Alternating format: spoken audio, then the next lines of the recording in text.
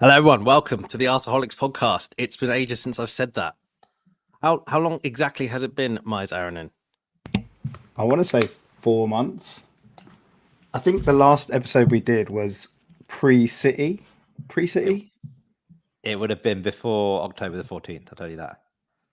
Oh yeah, fair play. So, yeah, I mean, look, for those of you that don't know, I think most you know, because I think we might have even mentioned this on social media, but obviously we took a gap. It was not, we didn't plan to take the gap necessarily, but there's a lot of things that just sort of happened towards the back end of last year. And obviously the biggest, best one was Aaronin over here, had a baby girl. So congratulations, Aaronin. thank you very much. Thank you very much. And if you give me 30 seconds noises, on fatherhood. Fatherhood is good. Fatherhood is good. I went through a phase where I was up with her at like 1 a.m. and randomly it was an international break and I found myself watching South American qualifying, which kicked off at 1 a.m. because that was the only thing to do. Brilliant.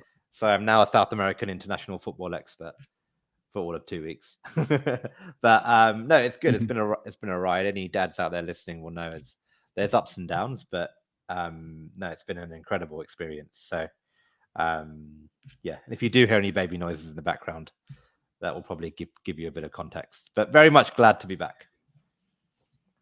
Well, it is fun to be back. And another read, like we had Mize move jobs, and that kind of took some energy. Mize, how's the new job going, mate? It's going very well. Thanks for asking, mate. Yeah, life's good. I can't complain. Yeah, nothing too exciting to report on. I'm busy with my 2 kids, so I completely relate to where Aaronin is in his period of his life. Don't miss that period at all. But we're still seeing Aaronin at the Emirates, which is impressive considering he's got a 3-4 month old. But yeah, all good, mate. Life's good. Very, very happy to be back. I've missed you guys, even though I saw you guys last week at Liverpool game. Missed doing this. It's actually it's nice to be back on a Sunday night talking to you two.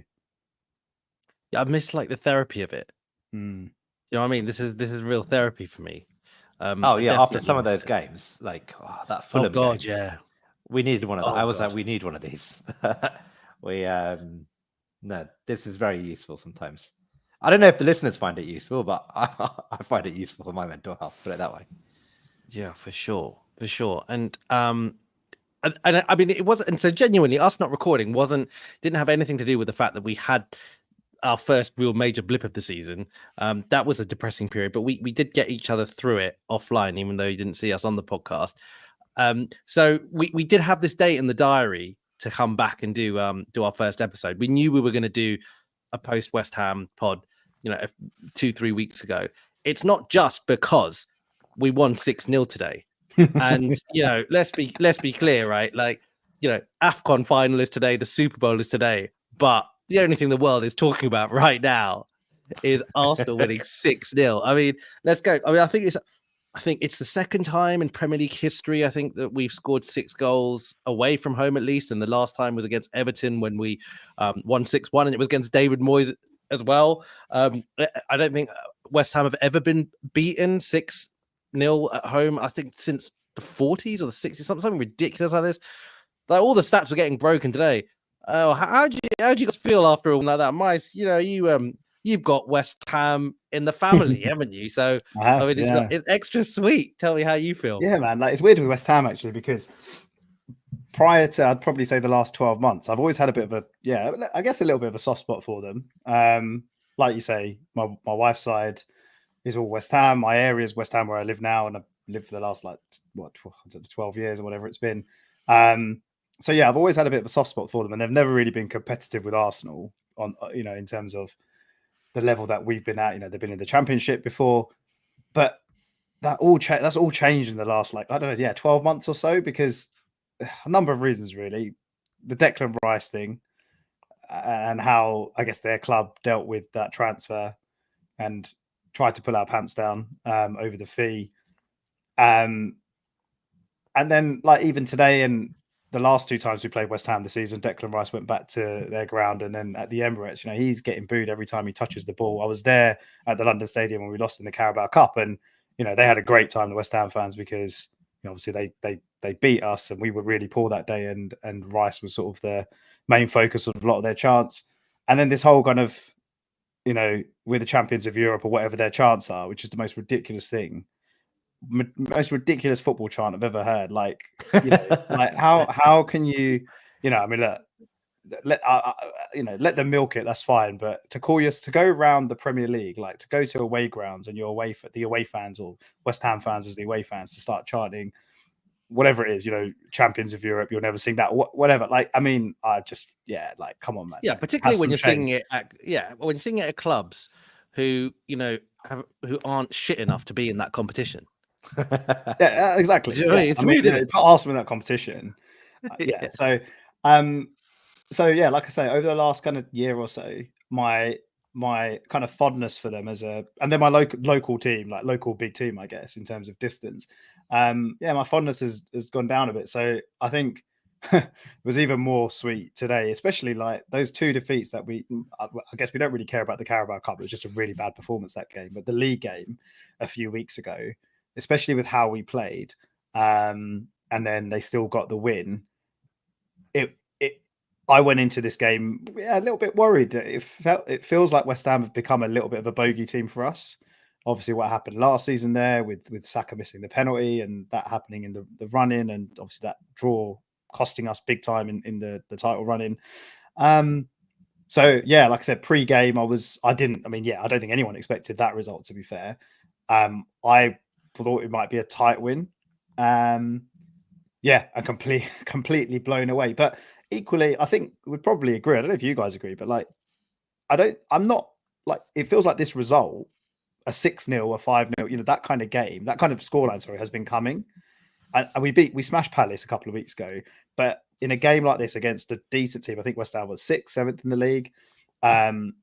You know, got some very good players. They're generally defensively decent, I would say. And Moyes is a fairly defensive, like solid type of manager. They play players like Souček in midfield, you know, kind of trying to shore up the midfield. And we absolutely obliterated them. We absolutely destroyed them. And yeah, like I said, I don't know if you guys agree, but as surprised as I was to see us score 6 goals, I'm also not that surprised, because I think you look at all the stats and you watch us play week in, week out. We have been generating chances, especially since, you know, the turn of the year, and it has felt like it's just the lack of being clinical, which is what's cost us, and that seems to have turned a little bit in the last few weeks, which is obviously really nice to see. But yeah, man, like, what can you say? Just buzzing, man, buzzing. What a win!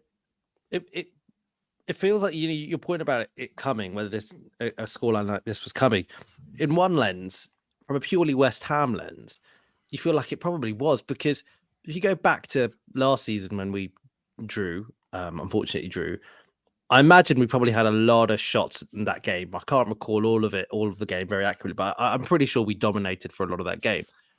Then if you go home this season, forget the League Cup, because, you know, it's the League Cup, but if you go to the home game this season where we lost 2-0, we had 30 shots that game.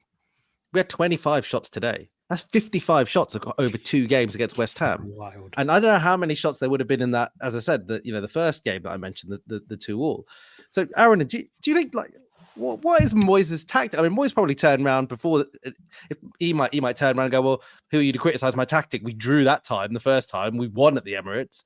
But it's a bit random, like a strategy being willing to concede so many shots. Yeah, they're a bit of a weird team, aren't they? With their defenders. I mean, they started with Zuma and I can never say anything. Agued. They got the one that you think looks like Aguero, but the D is like almost an O, but it's not. Agued, and they were rubbish. Yeah, I think they've just, like, West Ham don't really. I mean, the both of their games, it was just like they're just going to sit deep, try and, like, I think they had 25% possession in the home game against when we were at home. The League Cup, I remember it was very similar, and it was, you know, sit back and then just hope we make a mistake, and then, like, it was almost a bit of a smash and grab, right? And then we weren't really good enough, especially when we had the League Cup squad. But even at home, we just didn't take our chances. And I always said, like, if we'd scored first today, I was very confident. But if West Ham had scored first today, I think it would have been a very, very different game, because that would have just given them something to hold on to. And I think all they had was, let's just not concede the first goal. And the minute we scored that first goal, the game was over. They'd given up. They had nothing else to do. They just didn't look like, you know, I think they need a striker. I don't really think they've got a real plan going forward. With, you know, they play Bowen up there sometimes, and they're just a bit of a messy team. I can see why their fans are turning on Moyes, right? Because, yeah, on paper, you know, we all remember West Ham being like, you know, they're fighting for relegation. Moyes has come in, he's improved them, he's won a trophy. So you think, okay, well, they should be grateful for what he's done. But you watch that team today and you think, like, what is there to be excited about with West Ham? I mean, they lost to Man United last week. Like, that was when I was like, if you lose, what was it, 2-0, 3-0 to Man United? I think it was about 3-0 in the end, wasn't it? Yeah. Yeah. But I mean, like, they had a lot of shots. Just that about to game. say. They always were. No, I were know, in but that exactly. game. And they still lost to Man United.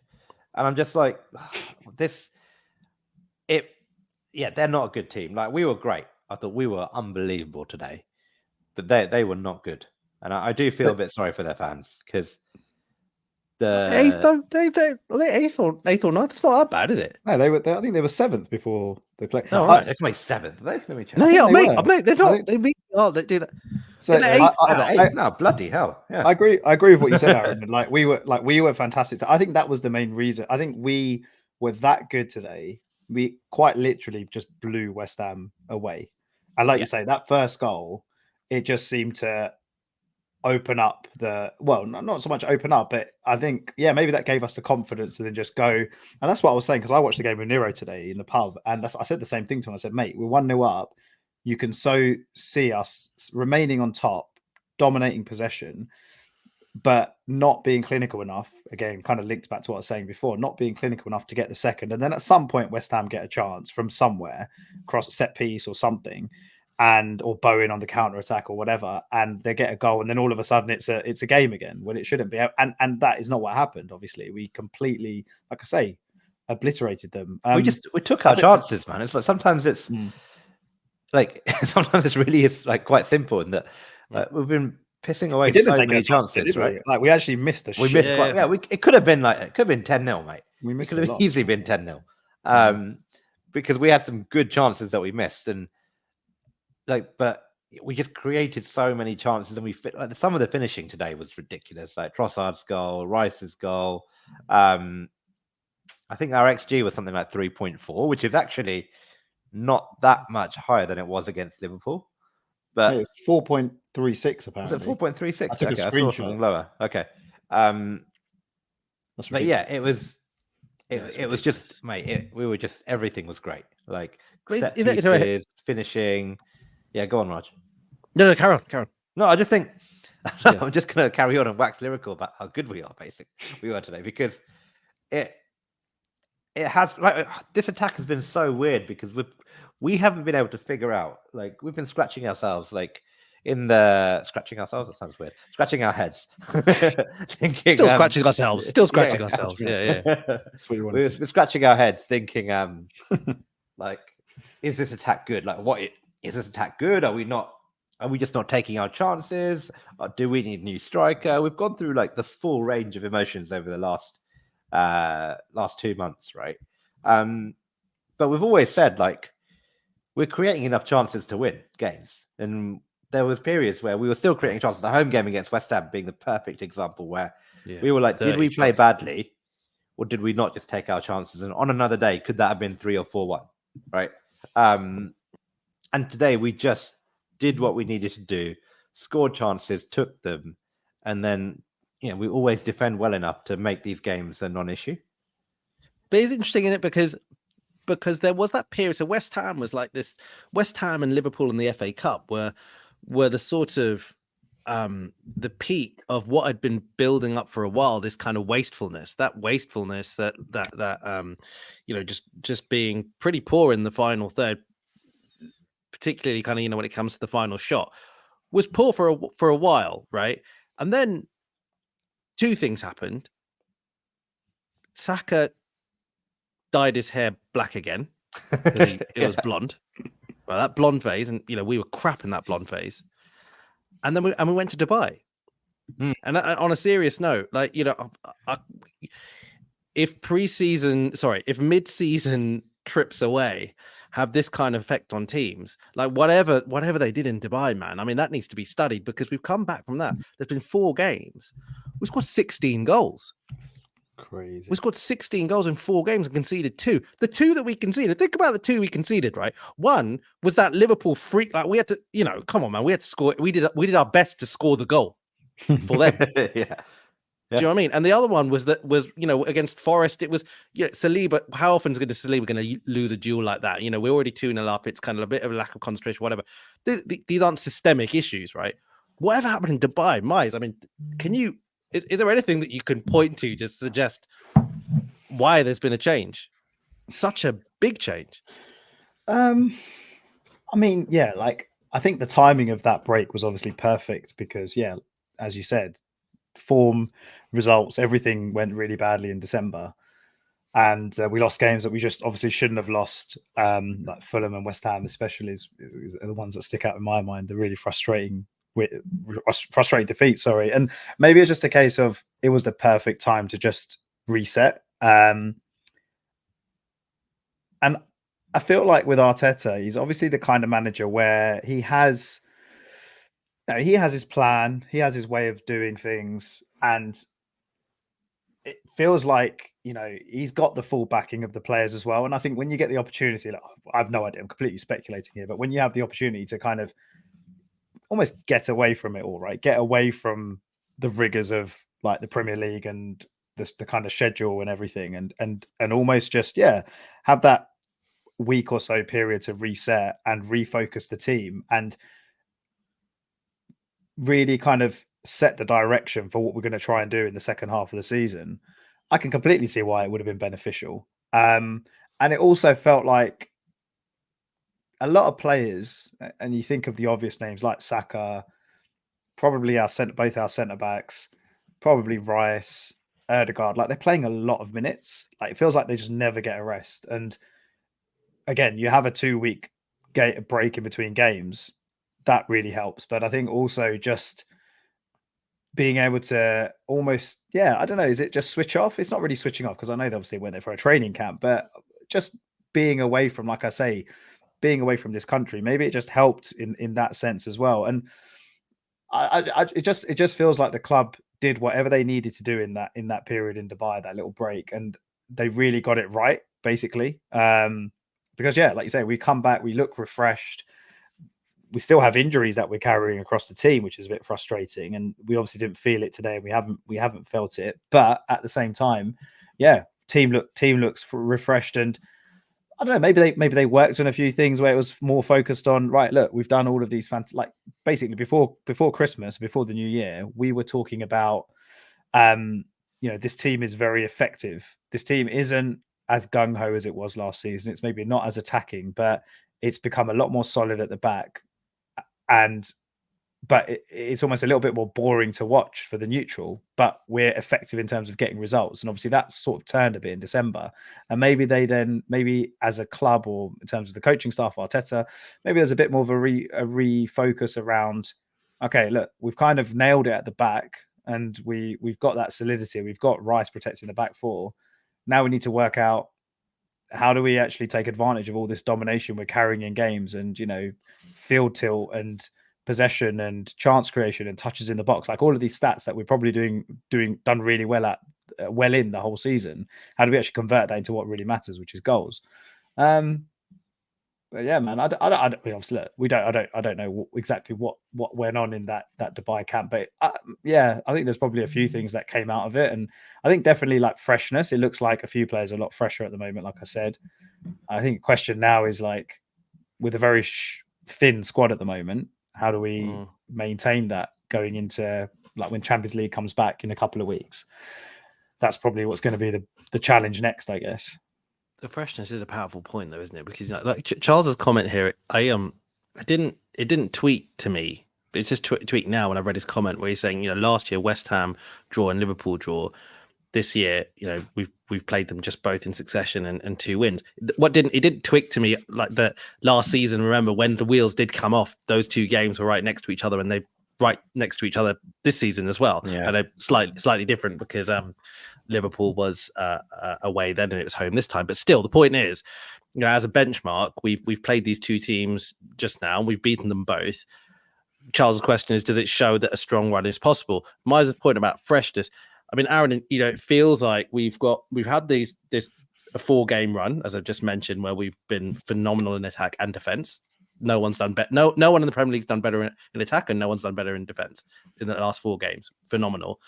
And we've got, like Mize mentioned, the injury list today was big, right? And these aren't like backup players that are getting injured, right? Is a Jesus, Partey, Timber, Tommy Yasu's not there, Vieira's not there, Jorginho has been such a revelation in the big games. He's not there. Zinchenko's not there. Smith Rowe. I mean, as in, the list goes. These are, that's 8 players that we've just named, right? All of those 8 players to different levels are players that can add to this team, and many of those players I've just mentioned arguably start, if you put our best team in inverted commas out. So if we look at the games that are coming up and the rest of the season, the reintegration of those 8 players at different points in time, do you think that could be a big thing for us? Or do you think there's also a risk that, sometimes when you've got a smaller group and you're only reliant on a smaller bunch, you can only do fewer things, and you don't have so many different grand ideas of tweaking and this, that, and the other. You just have to do what you've got dealt. Do you think there's any challenge with that? I think, look, I'll be honest, before the game got going, I was very worried about today, because I saw that squad and I saw the starting lineup, and I think you guys were having a debate about the system, but the reality was that was they were like the only 11 players that were really going to play, and it was like you had to make that system with those 11 players work. Because I know Jorginho was on the bench, but he didn't. Apparently, he wasn't fully fit. I don't think so. It had to be that 11 that started, right? Which left our bench looking very, very weak. And the reason we won today was because those 11 players just turned up, right? Like Rice turned up. Odegaard, I thought, was brilliant today. The defense was excellent. Every player just turned up and put a proper shift in. And I think, but that's very rare, right? You usually need a couple of players to come on. And I think the worry is that if there's another game and it's, we need some of these players back quickly, because we're not going to be able to run with those. The 11 players that started today won't be able to get you for a whole season, the rest of the season. You're going to need the likes of Jesus back. You're going to need the likes of Zinchenko back. Tommy Yasu, all of them, right? We're going to need them at some point.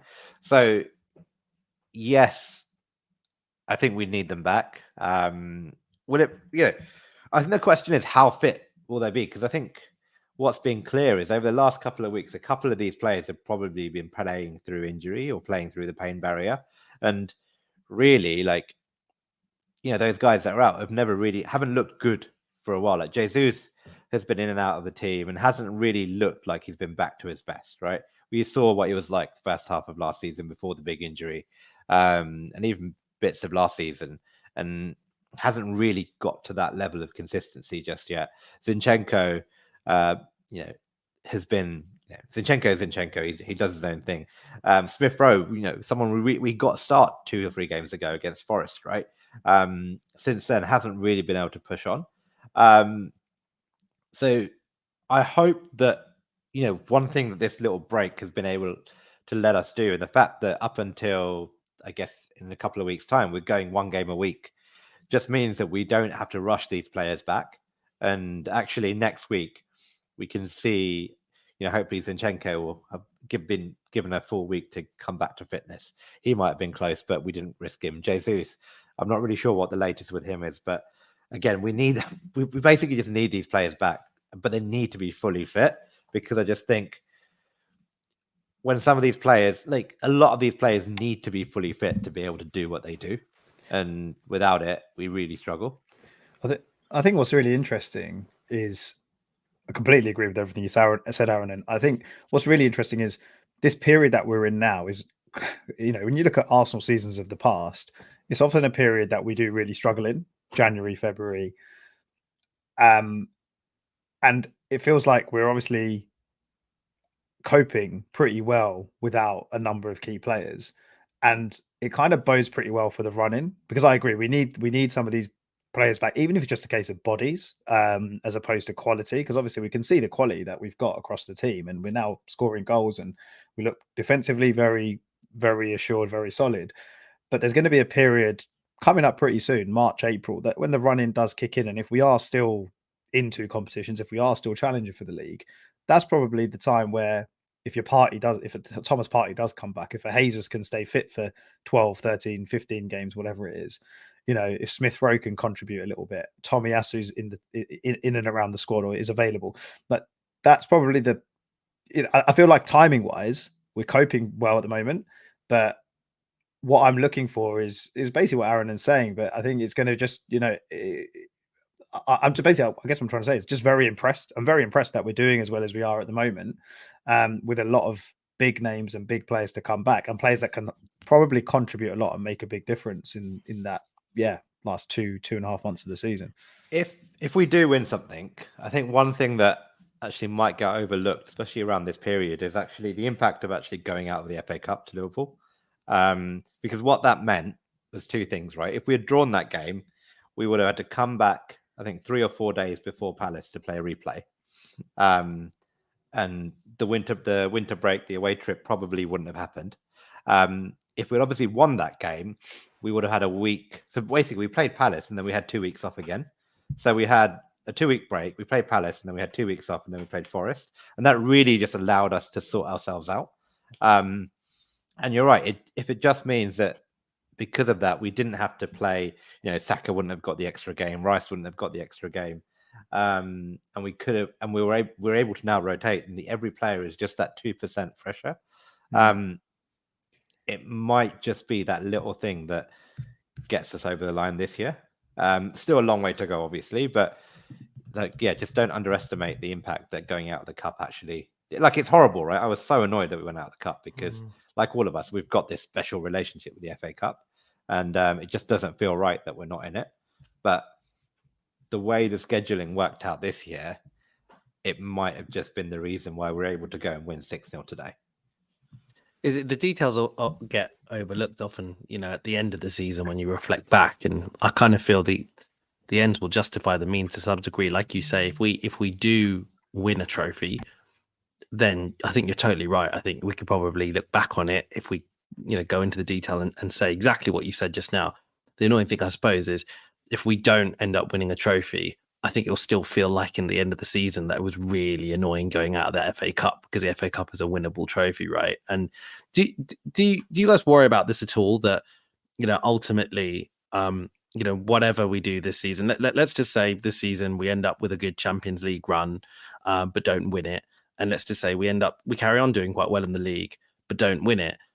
Are you gonna feel a sense of lack of progression? Are you going to feel like there was something grave and problematic that we didn't do that we should have done? I think they're two different things, right? I think there might be a few things that we look back and we say, oh, we should have done this or we should have done that. Would I feel a lack of progression? No, because ultimately, I think, as good as today was, I just can't help shake the feeling that City are just going to do what City do and just win every bloody game. And even if we do, I think us and Liverpool are just two very, very good teams that are competing for the title at a normal level, right? Like normal teams do. The problem is you can't be normal. You have to be near enough perfect, right? Because that's what you're competing with. And therefore, I've already made peace with the fact that if we lose the league to City, it's just Man City being Man City, right? If we lose the league to Liverpool and we come second, I think that will feel a bit like frustrating, because we would have been better than City. Let's say we come second to Liverpool and we've actually City finished there. That will be really frustrating, because I actually think, as we've shown over last week, on our day, we're better than Liverpool. And And Liverpool, we kind of on par with them financially. I think man for man, we've probably got a very similar squad, if not better, in some areas. So that would be frustrating. I still don't think it means lack of progress, because I think when you take a step back, people often ask me, like, what do you think of Arteta? What do you think of Arteta? Like, how's he doing? Especially after that run where in December and January we lost a couple of games, and people were like, oh, is Arteta like just not really been able to do it? And I'm like, look, mate, this guy is like in his first full season and first full proper job competing with the two best managers in the world. Like what more do you want? Right? Like there are literally, I think, only, and these are two of the best managers who have been in the game for like 20 years. One with like unlimited money, and the other who is, quite possibly the best manager of the last 15 years. And Arteta is going toe to toe with these two players, with these two managers, and these two teams. And I think just the fact that we're doing this, like, I'll just be happy if Arsenal become a regular Champions League team competing for the title, and we're going into every season thinking, oh, we've got a chance of winning it this year. That for me is progress. Then it's just a lottery, right? As long as City are in City and doing what City do, like I don't think anyone can complain, because I just remind people it could be so much worse, and like we could spend £1 billion and be battling out with Villa for 6th place, or we spend a billion and a half and be like 15th, like Chelsea are, whatever they are. So no, I don't think I'll be frustrated. Just in this whole time that you've been talking, you've been very gracious to not mention the fact that Man City have got the 115 charges hanging over their head. That too. It's like, what can you do, man? I was watching Man City yesterday, and I was just like, what can you do when they bring on De Bruyne off the bench, and he just plays a perfect through pass to Haaland, and he's just like a perfect finish, and I'm just like, oh, it's ridiculous. Like, how do you compete with that? all that Arsenal can do really is obviously win games, but we just have to stay in touch and see what happens. And if City somehow miraculously, drop points in games that we obviously don't expect them to, we just need to be there. We need to be there. Yes. I agree with what you said, Aaron, about if Liverpool win the league, like I'd be disappointed. Well, let me get what you said correct, but if Liverpool win the league, regardless of where we're second or third, I'll be disappointed, because it obviously means that City have slipped up somewhere. And I think City are the team that we need to finish up. Like, if City slip up, then we should be the team winning the league, because I think that's your chance. And it means to see between. Do you know what I mean? Yeah, exactly. Yeah. And I think Liverpool are a great team, but they just seem more. They seem more human. They seem more mortal, right? And they haven't got to where they've got to by cheating. Like they've got to where they are by being well coached, a good manager, buying good players, and those players have just turned up. And we can do that, and we should be doing that. And we've got the capabilities to do that. So yeah, exactly. If Liverpool win it, I'll be happy for Liverpool, because I'm just so tired of. I mean, Liverpool fans annoy me, but I'll be happy for Liverpool. Like, I like Liverpool as a club, because I think they're the only reason the Premier League just isn't the Bundesliga. Well, the Bundesliga is actually quite interesting this year, but generally, like, that's true. If it wasn't for Klopp, it would be Man City winning the title by 15 points every year for the last 7 or 8 years. But you'd still rather City win it, right? I'd still want City because no one cares. The Liverpool fans. Yeah, it's the fan. Yeah, I agree with you. I like Liverpool as a club. I like Klopp. I like a lot of their players. And in terms of what they stand for compared to City, but you still, unfortunately, I can't deal with those Liverpool fans, because God, they talk a lot of nonsense. Yeah, exactly. So that's why we've got reluctantly. Like, I guess my point is, if Liverpool win it, if I take off like the tribalness of it, I think it'll be quite good for football. Yeah, fair point. But then I'm just not that big a man. Assuming Man City carry on being Man City for as long as just hypothetically, Guardiola never leaves. They never get any punishment for the charges, and they just continue being this Man City. Does the Champions League constantly then represent a better or more realistic trophy for us in this environment? Because I look at it now, and I think that I think if we played Man City over 2 legs, I'm not saying we'd be favourite, but I think we could do it. I think we could beat Man City over 2 legs. I think we could beat pretty much anyone over 2 legs. Again, I'm not saying that makes us the favourite, but I certainly wouldn't go thinking, oh, we've not got a decent chance. Like, I think we've got a decent chance against anyone. I think the way that we are coached now, just the style of the team. I mean, even if you look at our record against the traditional top 6 this season, it's the best out of all those 6 teams. I think we've played 6, won 3, drawn 3. We're unbeaten. I feel like we're quite good like that. So does that still give you hope? The fact that that's a trophy that can be won, over knockout ties, as opposed to having to deal with the might of a Man City squad over a Premier League season, Mize?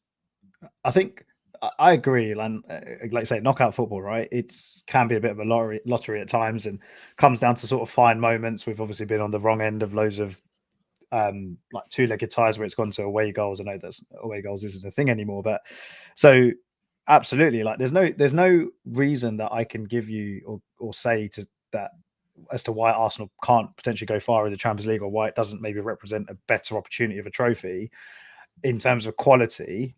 I think maybe inexperience might be a reason. Like, this team doesn't have any real experience of like super high pressure Champions League or European knockout football. And you look at City under Pep, the first few seasons, they were trying to crack the Champions League, and they were spending money, and they had quality teams with some of the best players in the world. And you think of like Company and Yaya Toure and Aguero and all the rest of these players, and they couldn't do it, right? And they even got to a final, and Kai Havertz won the Champions League for Chelsea against them. So, I think that's maybe what City learned, or what City kind of picked up over those failures in the Champions League over 4, 5, 6 seasons, because you get that experience and you learn what you did wrong the last time round, so you don't make that same mistake again. And I think that's maybe the area that I think it might, if we get past Porto, it opens up, right? Because then you maybe get a decent draw, and who knows what happens. And like I said, maybe it comes down to like very small details and small margins. But I think also at the same time, Arsenal under Arteta haven't done very well in Europe previously, and we just don't have that kind of know-how and how to navigate certain situations. And like, if it's extremely tight, I'm not saying we can't do it, but I'm saying we haven't seen us do it yet. So that's maybe the thing that I'm a little bit more reserved about. How far can we go in the Champions League? And also, you made the point, like, if we can't do it in the Premier League over 38 games, which is obviously extremely, extremely tough with what we're up against, I still think Man City over 2 legs is still a really, really difficult proposition. I was going to say, I actually think I would fancy us in the league at the Etihad, like on our day, to just go there and for once actually turn up and beat them. And I think if we are going to win the league, I think we're basically going to have to go there and win. But I do fancy us to do it in one game. The worry is, over 2 games, can you really keep someone like Haaland quiet for 180 minutes? Can you really keep De Bruyne quiet for 180 minutes? It's interesting, if there's anyone in, forget the mental side of being in a European competition, but just on paper, if there's any team in the world that can do it, it's us. We're arguably the best defensive team in the world. So if there's anyone that can do it, then it's us. Yeah, I was listening to the I can't remember what the podcast is with Gary Neville, Carragher, and Ian Wright. There's the one they do. I can't remember what it's called. Yeah, the stick to football. Stick to football, and they were talking about this, and they were like talking about the Champions League, and they were like, "Can anyone beat Man City?" And they were like, "Maybe Bayern," but then Carragher was like, "Actually, probably the only team left in the Champions League that could beat Man City over 2 legs is going to be Arsenal." And I think Roy Keane actually agreed, said, I can't remember if it was Roy Keane or Gary Neville, said, yeah, probably actually. Like, the problem is, like, like you say, Man City waited and like they built up experience. I have a slightly different opinion, is they kind of just kept getting richer whilst everyone else in Europe got a bit poorer. And eventually the financial disparity was so big that and other clubs just didn't manage their money so well that it was kind of obvious that they were the best team and they were the best team and the richest team in Europe for the last 3 or 4 years, and they should have won it 2 or 3 times. And eventually their financial might not only just started telling in the Premier League, but it also starts telling in Europe. And I don't think anyone will get close to matching City's financial and footballing ability for the next 4 or 5 years in Europe. Which is quite depressing, really. Like, we look to Europe as like, oh, we go to Europe and City are, it's a bit of a more level playing field. I don't think it is anymore. Yeah, you've got Madrid and they, with Bellingham and Vinicius and whatnot, they might be able to like match them, but really, apart from them, there's nobody else. Like Barcelona are not what they were. PSG, I don't think can do it. Bayern, struggling even at home domestically. I think, mate, City's financial power and to be fair, the way they've been using that financial power well and spending it well, just means I think they're so far ahead, and it's only because of their own like failings where they've randomly dropped points that basically all of European football is not ridiculously boring. Are we being a bit doomsday about it though? Because in reality, like regardless of all this money, as you guys have both pointed out, they've got the best manager in the world, and at some stage, maybe quite soon, they won't have him. He will leave at some stage. He's not going to do this forever. And then all of a sudden, as we've seen all around Europe, it's not that easy. Some of these big clubs, they get a new manager, and even on paper, some of these guys are good managers. Look at Thomas Tuchel. He's a good manager. You struggle, right? I mean, all it takes is a manager who is 10% less good than Pep to go to Man City, and all of a sudden it gets a bit more even. All of a sudden, that's all it is, right? The difference between Arsenal and Liverpool, Man City, it's not vast at the moment. It's still margin. It's just consistently they're able to beat that margin because of all that quality that they do have. But so do we need to be a bit more? Should we be a bit more optimistic, or do you think that financial might ultimately they will get another top manager and it's just going to be the same shit? I don't know. I mean, I just had this worst feeling in my head, which was like, well, what if they went and bought Arteta instead? That's what I was thinking as well. I'm thinking the same thing. But no, I don't know. It's hard, right? I think Pep is good. I would love to see Pep I would love to see Pep try without unlimited money or without Messi and see how he does. Which is why, like, when Klopp, when the whole news about Klopp leaving Liverpool at the end of the season, people had this debate about Pep versus Klopp. I've always said, I think Klopp has undoubtedly done a much better job and had a much harder job. And I think you'd probably say is a better all-round football manager than Guardiola is. Like, Guardiola is probably the better tactician. But I think Klopp, the way he's been able to kind of just reinvent this Liverpool team a bit this season after the disaster they had last season, get them going again, tweak it, kind of reinvent their midfield a bit, all whilst having to kind of live under some kind of financial responsibility.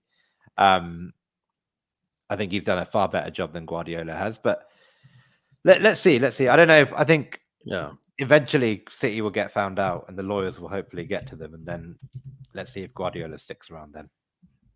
Well, it's just kind of anchoring back to Arsenal now, right? And just kind of where we are right now and looking at the rest of the season. Is there anything that concerns you at this point? Because, it's been a really good period and it feels really positive. And I think what we were talking about before the Liverpool game was that, God, if we lost the Liverpool game, then all of a sudden we're dragged into this top 4 battle, top 5 battle, and it's suddenly, motivation, blah, blah, blah. Now, it feels like as a result of the Liverpool game and the West Ham game today, it feels like that's not a concern anymore. I mean, touch wood, it feels like it's really almost like a top 3 and then there's almost the rest. But regardless, I don't know whether you feel that way or not.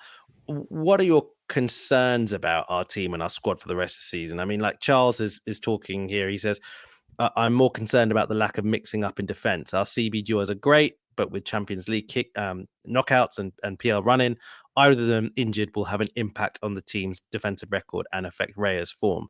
Obviously, just he's pointing out the fact that we've got these 2 absolutely elite centre backs who have been, again, whether or not you can argue whether Gabriel's elite or not, let's save it for another day. But the point is, as a partnership, elite, and clearly there's a drop off. Does that concern you, or are there other things that concern you? Yeah, I mean, I think Charles is definitely right. Like we saw last season what happened when without Saliba for the back end of the season, our season basically fell apart, didn't it? So he's completely right. Like that partnership has been one consistent, but yeah, it's probably I mean, look, I think as Arsenal fans, we don't question it. It's the best partner. It's the best defensive partnership in the league, bar none. I'm sure City fans might challenge that, and maybe fans from a couple of other teams, probably Spurs fans, might challenge that. Because City wouldn't even be able to challenge that because they've got an amazing squad of defenders. If they had the best centre back partnership, they play that every week, but they don't. I mean, I guess if you said first choice or kind of best two players, Diaz and Stones, but yeah, you're right. They're not really a partnership or a pairing. But anyway, and I think if you lose one of those two players, then absolutely it's going to affect us. I think it comes down to I feel like we're in a better position to cope with a centre back injury this season than last. If you think Tomiyasu can play there, Kivior can play there. So I think, and Ben White could obviously play there as well. Even Declan Rice could potentially play there. So I think there's options there that maybe means that it wouldn't be as like fatal to our season if we say did lose Saliba for 2 months or whatever it is, but you'd still very much worry. I think overall the squad, like if we do get a few players back, the squad does start to look a bit more healthy again. And so I think the kind of whole injury, well, not so much injury, but the whole kind of do we have enough backups and do we have enough in reserve for when those injuries come about? I'd feel a bit more confident this season compared to last as well. But then equally, you take Declan Rice out of this team, for example, it's a different team. Like you can't, how do you replace the probably, well, in my opinion, the best centre midfielder and the best holding midfielder in the league? I don't think you can. How do you replace the best defensive partnership in the league? You probably can't. So it's a question of can we cope for a period of games without them?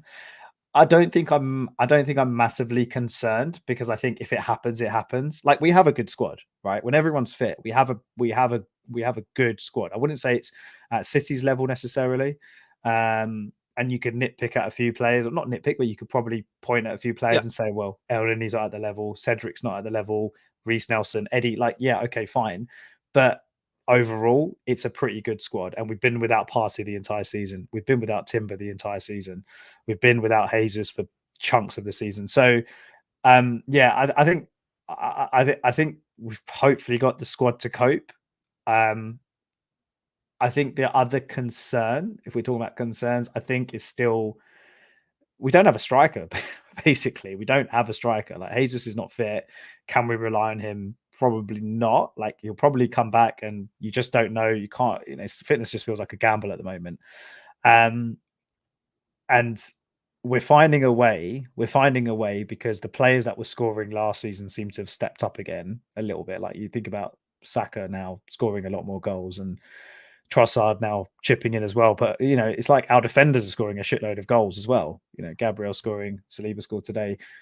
I don't know how long you can sustain that for. And I just wonder, is there going to be a point in the season where that lack of having a proper striker might cost us a little bit? Again, if everyone else pitches in and we have that sort of team where your wide players or your attacking players each get, plenty of goals basically, and Erdegaard starts coming up with a few as well, then maybe we cope. But yeah, that's probably the area that concerns me the most because we saw it in the first half of the season. There were tight games where it felt like throwing on I've been saying it for ages, but throwing on an Ivan Toney, and I don't think Ivan Toney is necessarily a bench player as such, but you have an Ivan Toney in your squad, and in those 0-0s or the games where you need a goal, you're 1-0 down, you bring him on. If you're dominating possession, he's probably going to get to a couple of chances, and he probably takes one of them.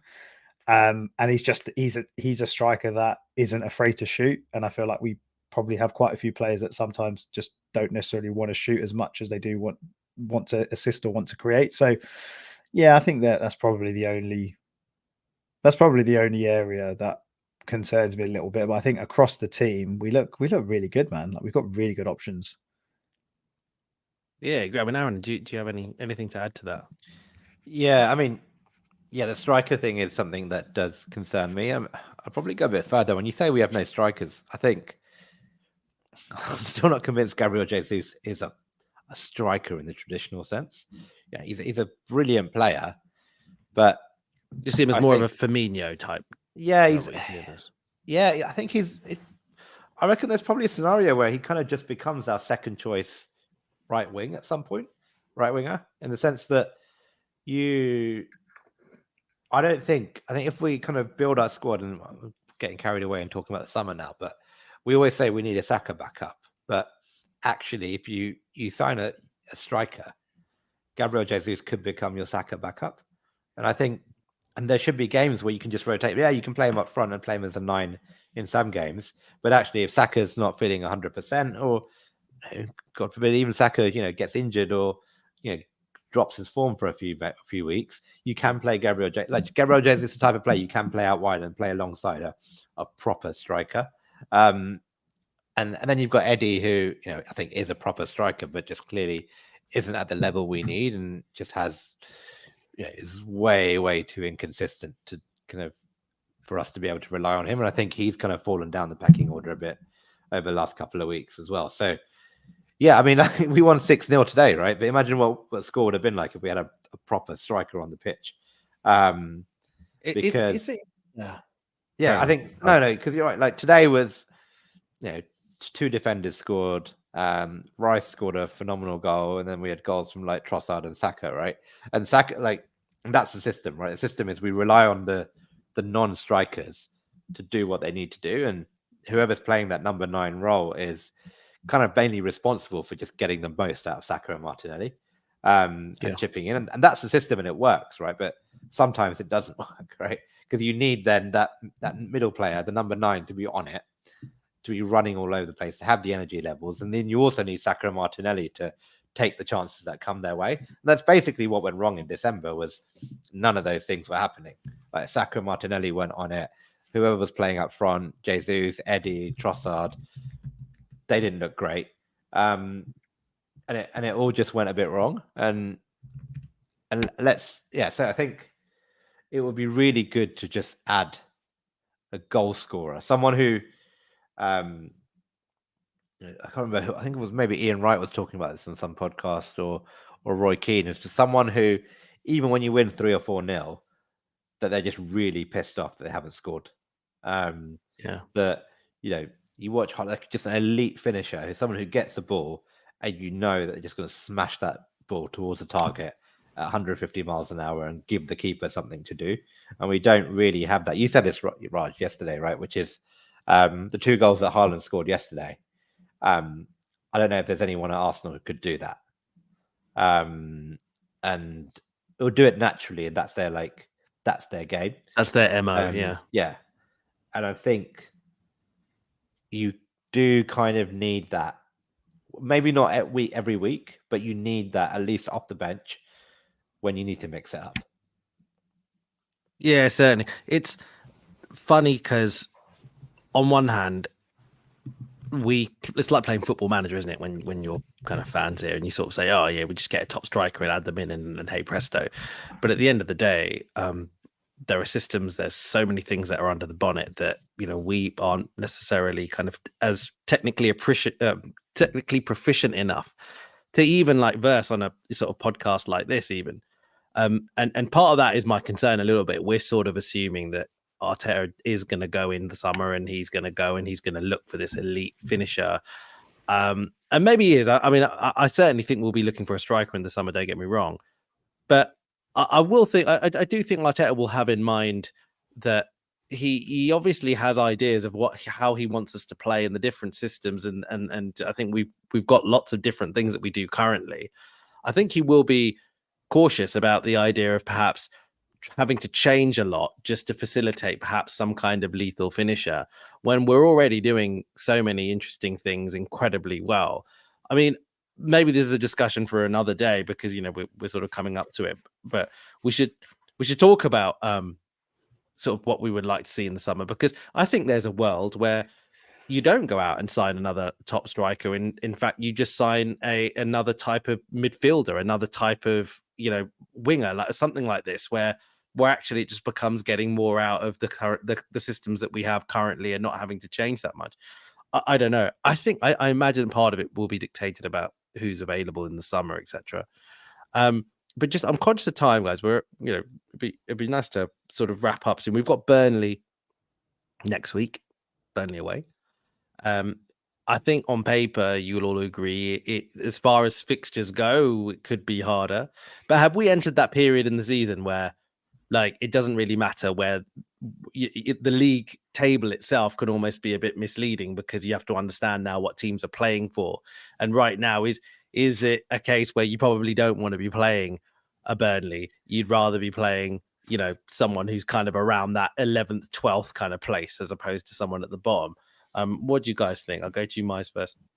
Not necessarily, not really. I think it's still like obviously Burnley, we know what they're playing for, but I think even when you look at teams that are 11th, 12th or mid-table, they're it's not like there's 2 or 3 games to go and they know that they can't finish any higher than a certain position, right? So even the teams that are 10th might have an eye on top 8, top 7, whatever, so not necessarily. I think with Burnley, like specifically, like they actually caused Liverpool a few problems yesterday, and it'll be interesting. Like they're obviously fighting for their lives, but I mean, I'm just looking at the league table. They've got 13 points this season from 24 games now, and they've conceded 50 goals. Like I can't see a world where the Arsenal that turned up today turn up again on when are we playing them? Monday night, is it? No, whenever we're playing them next Sunday. I think Sunday. Yeah, Saturday 3 p.m. Is it? Oh, Saturday 3 p.m. Sorry, Sheffield United on a Monday night. I'm thinking of Sheffield United. Yeah. Sorry. Sorry. I just can't see a world where this Arsenal team turn up and don't do the same thing. And obviously, look, famous last words, but I fully expect us to go there and score a few goals and win fairly comfortably. I just, unless there's any injury concerns or anything come out of today's game, I just can't see why we don't go win that game.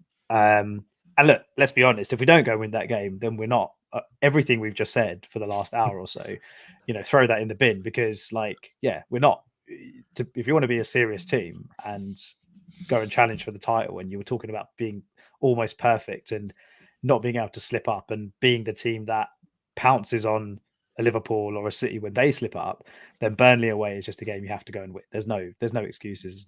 There's no excuses. Even if we don't have Declan Rice, for example, or we don't have Saliba, still should go and win that game. So, man, like I just think absolutely we're so much better than them. Obviously, we just need to go and get 3 points and get out of there ASAP.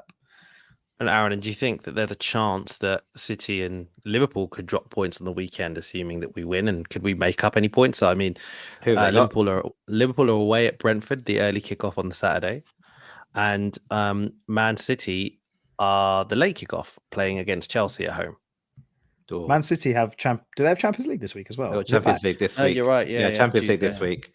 And we've got Champions League. We've got Porto after week after Burnley, right? So I think in that midweek. So we do. I don't know. I think Liverpool away at Brentford. Liverpool are away. Yeah. Okay, that'll be that. I mean, Brentford are picking up points now. Tony's obviously back, starting to pick up a few more goals now, and I don't think they'll go down. But no, I think you look at that league table. Burnley and Sheffield United are done. They are done. They are not. I don't think they're going to even come close to staying up. So we have to go there. We have to win. I think the key will be avoid injury and then just try and stay as fresh as we can for Porto. Because I think it feels like the run-in has kind of started now, right? Like after we beat Liverpool, the run-in began. It's not the final run-in where Sky starts showing the games and doing that table with all the things, but it's getting close to that. And I think you look at the fixtures, and I always try and look at these in blocks. I know, Miles, you hate this, but then I was like, the next block is basically up in the league up until Man City, because that's the next real challenging game. I think we've got Burnley, then we've got Newcastle, is it? Newcastle, Newcastle. Sheffield United. I think it's Chelsea, then it's City or something like that. And I think you missed a game. They miss a Really? game. Sheffield United, you missed. Yeah, you said that. I said It's, Sheffield United. Oh, Brentford. sorry. We've got Brentford. Oh, Brentford. Brentford. Okay, fine. And again, these are like I'm going to look until that chunk and say like if we can just put a run together and turn up to City just on a run, because I'm sure that's exactly what City are going to do, and maybe just hope that I don't know if Chelsea play Liverpool. I mean, City play Liverpool before they play us, but and they just hope that we can get one of these teams drop something. Then you never know, right? I think Gary Neville's been saying this. I very rarely agree with what Gary Neville says, but he kind of said on Sky today that we've kind of just been a bit under the radar in terms of how we've approached this season. And I think the more I think about it, I think the more right he is in that the atmosphere this season, that people have been complaining about the home atmosphere. And I think actually, like what happened to us last season really took its toll on us as a fan base. And I think this year we've learned to be like, look, we were so hyped and we were so hyped every game. And then we went into that run in and we got beaten. And I think this year we've just kind of waited and waited and waited. And we've gradually just built ourselves up where actually I think, the home game, we've got Newcastle coming up on a Saturday night. That I think the atmosphere there will be wicked because I think we're just building up and we're just staying under the radar. And hopefully we're just now going to go bang and really attack this title race. So yeah, but as Maya said, all of that goes out the window if we go and lose to bloody Burnley. So no, I'm hopeful we win. And I think we'll just have to go from there and just see where we go, man. Let's just see where we go, see where we end up, and just see if we can just match these are the two phenomenal teams that we're up against. I think if we do what you sort of indicated that we think we can do, Aaron, which is win the next 5 games before we play City. I mean, look, mate, if we go and do that, if you add that to the 4 games that we've just won in January and February, that's a fucking quality. To win 9 games in a row is not easy, and there's some very tough Liverpool in there as well as a game that we just won last week. And I don't think. I mean, Liverpool City's in that period as well before we play City. It is obviously okay. one of those. Yeah, I think so. It is. So one of those. And Man City are playing United the game before that. Yeah. So I think, I mean, what I was going to say was I don't think Liverpool, if we can be that consistent, I'm not sure Liverpool match it. At City, we know, but I don't think Liverpool will. I don't think Liverpool pick up 15 out of 15 points, for example, personally. I agree.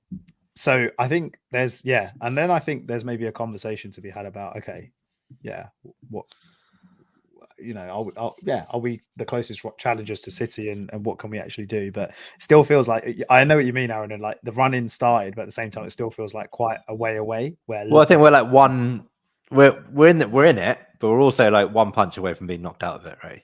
Like we lose to Burnley, then I think that's it. Right? So definitely, it's one of those. It's weird.